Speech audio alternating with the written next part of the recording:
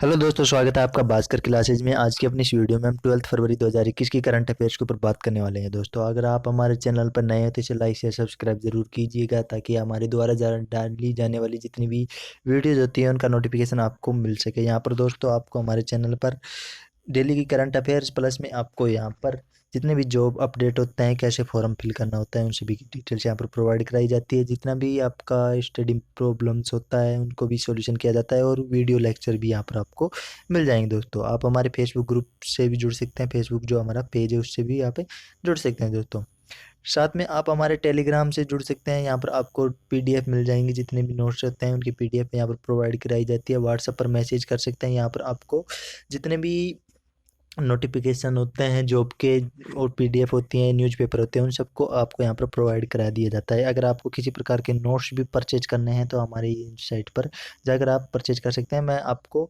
इसका लिंक आपको टेलीग्राम में मिल जाएगा हमारे चैनल पर, या आप व्हाट्सएप पर मैसेज कर सकते हैं। दोस्तों, अब चलते हैं अपनी आज की करंट अफेयर्स पर। तो पहला क्वेश्चन अपना क्या बनता है, तो चीन जो करंट अफेयर्स का अपना क्वेश्चन बनता है मोस्ट इम्पोर्टेंट, तो चीन की तियानवेन एक लॉन्च की थी इन्होंने, तो मंगल कक्षा में जो प्रवेश कर चुका है। करीब 6.5 महीने पहले इसको लॉन्च किया गया था, तो ये 10 फरवरी 2021 को सफलतापूर्वक मंगल की कक्षा में प्रवेश कर चुका है। तो पृथ्वी के 6.5 महीने तय करने के बाद मार्स में ऑर्बिट में प्रवेश कर दिया गया है। ये मिशन लाल ग्रह पर चीन का पहला स्वतंत्र मिशन है। लाल ग्रह यानी कि मंगल ग्रह, लाल ग्रह को ही मंगल ग्रह बोलते हैं।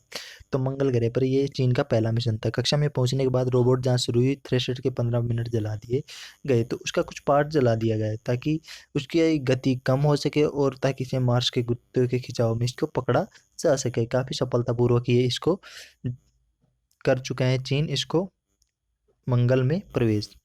इसके बाद में दोस्तों दूसरा है ग्लोबल हैकथॉन एनपीआई पेथ चैलेंज।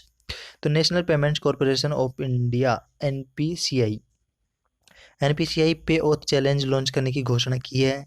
यह एक वैश्विक स्तर पर हैकथॉन है जो यूनिफाइड पेमेंट इंटरफेस यानी कि यूपीआई, इसको की फुल फॉर्म क्या है, यूनिफाइड पेमेंट इंटरफेस, लेन देन का प्रमाणीकरण के लिए विकल्पों को प्राप्त करने के लिए आयोजित किया जाएगा। ऐसा ही एक वैकल्पिक विकल्प लेन देन करते समय बायोमेट्रिक का उपयोग करता है। इसके जो प्रमुख बिंदु है वो है दोस्तों, NPCI pay auth challenge hackathon एपीआईएक्स के द्वारा समर्पित है। एपीआईएक्स के द्वारा ये समर्पित है।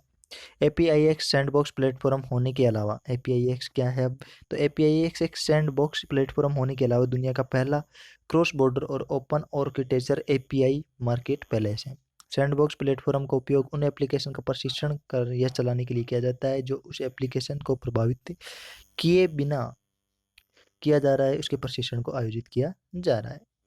इसके बाद में दोस्तों अपन चलते हैं अपनी नेक्स्ट इंफॉर्मेशन पर, वित्तीय साक्षरता सप्ताह 2021 की मुख्य विशेषता।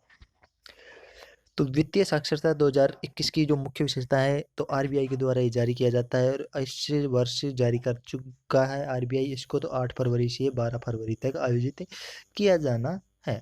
आज इसका अंतिम दिन है। तो वित्तीय साक्षरता सप्ताह 2021 में क्या क्या बातें ध्यान में रखी गई थी। इस साल वित्तीय साक्षरता सप्ताह क्रेडिट अनुशासन को विकसित करने के लिए औपचारिक वित्तीय संस्थानों से क्रेडिट प्राप्त करने को प्रोत्साहित करने पर ध्यान केंद्रित करेगा, जो कि आवश्यक भी है। इसके अलावा सप्ताह के दौरान पूरे देश में इसी तरह की गतिविधियों का आयोजन किया जाना है।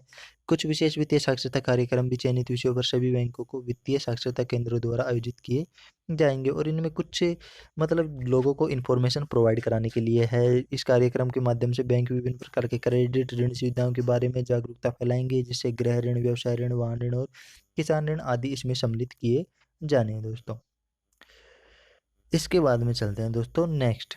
अमेरिका ने म्यांमार के सैन्य नेताओं पर प्रतिबंध की घोषणा की। अभी अमेरिका के जो नए राष्ट्रपति बने हैं जो बाइडन, डोनाल्ड ट्रंप जी को तो हटा दिया गया है, जो बाइडन जी बन गए हैं। तो 10 फरवरी 2021 को म्यांमार ने सैन्य नेताओं पर प्रतिबंधों की घोषणा की है, जो बाइडन के द्वारा। म्यांमार के सेनापतियों को $1 बिलियन की सरकारी धनराशि को अमेरिका में पहुंचाने से रोकने के लिए बिडेन प्रशासन के प्रतिबंध लगाए गए थे।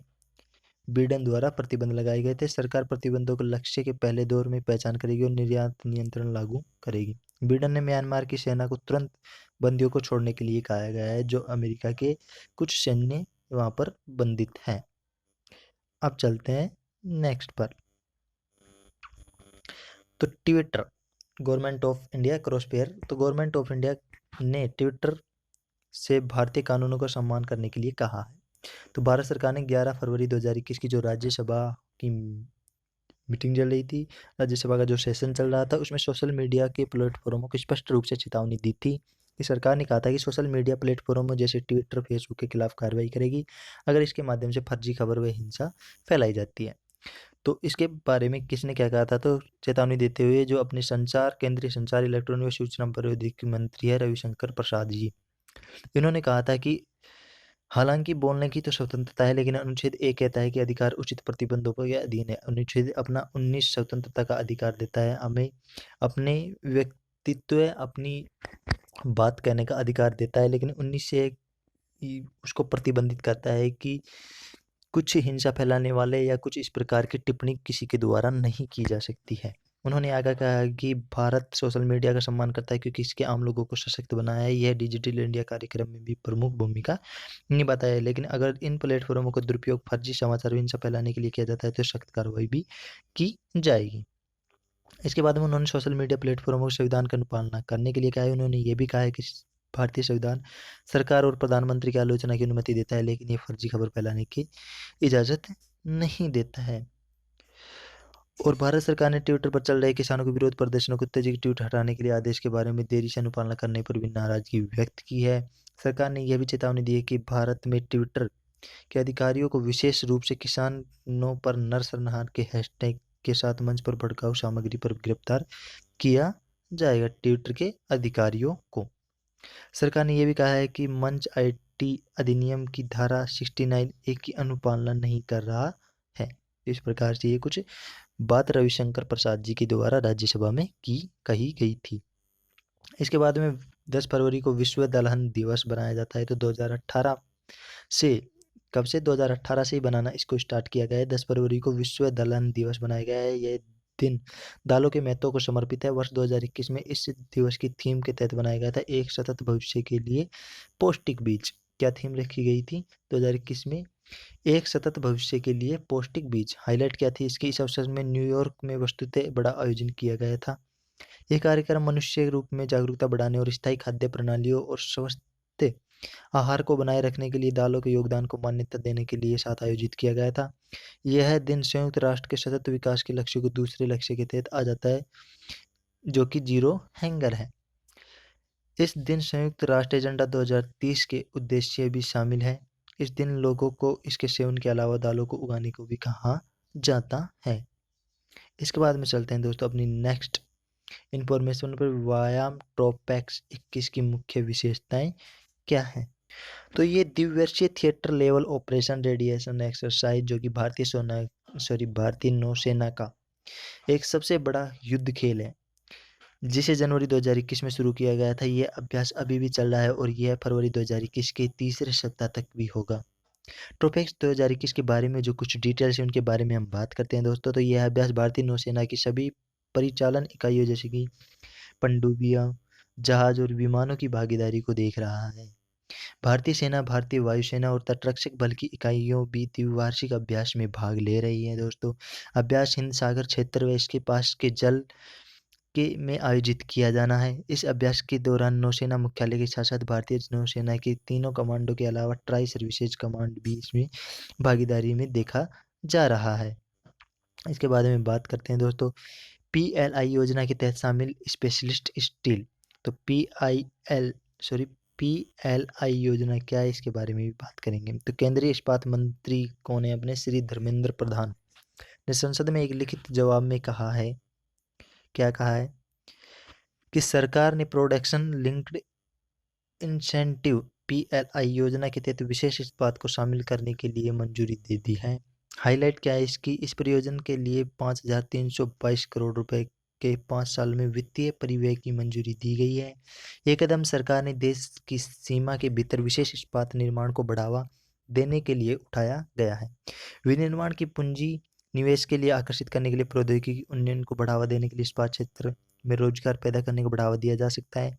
सरकार के इस कदम से घरेलू मांग के संबंध में देश में आत्मनिर्भर बनाकर भारत के लिए विशेष इस्पात की उपलब्धता के सुधार करने में मदद मिलेगी।